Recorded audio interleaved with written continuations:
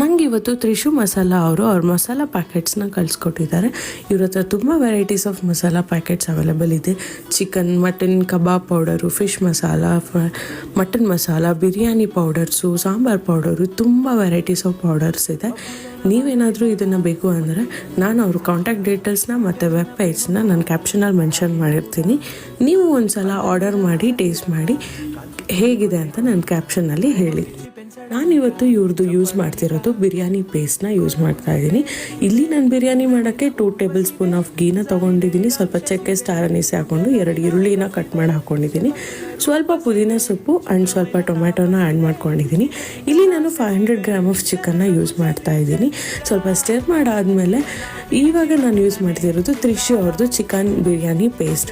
ಇವ್ರ ಪೇಸ್ಟ್ನ ಜಸ್ಟ್ ಇದಕ್ಕೆ ಆ್ಯಡ್ ಮಾಡಿದ್ರೆ ಆಯಿತು, ಬಿರಿಯಾನಿ ರೆಡಿಯಾಗಿ ಹೋಗ್ಬಿಡುತ್ತೆ. ಸೊ ರುಚಿಗೆ ತಕ್ಕಷ್ಟು ಉಪ್ಪು ಹಾಕ್ಕೊಂಡು ನಾನಿಲ್ಲಿ 1 ಗ್ಲಾಸ್ ಆಫ್ ಅಕ್ಕಿನ ಹಾಕ್ಕೊಂಡು 3 ಗ್ಲಾಸ್ ಆಫ್ ವಾಟರ್ನ ಆ್ಯಡ್ ಮಾಡ್ತಾಯಿದ್ದೀನಿ.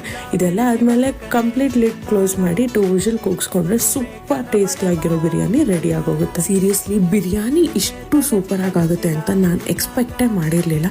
ನಾನು ಯಾವತ್ತೂ ರೆಡಿ ಪೌಡರ್ಸ್ನ ಯೂಸ್ ಮಾಡಿ ಬಿರಿಯಾನಿ ಮಾಡಿದ್ದಿಲ್ಲ. But trust me guys, this was an honest review. Biryani ಅಂತೂ ಟೇಸ್ಟಿಯಾಗಿತ್ತು ಆ್ಯಂಡ್ ನನ್ನ ಹಸ್ಬೆಂಡ್ಗಂತೂ ತುಂಬಾ ಇಷ್ಟ ಆಗೋಯಿತು.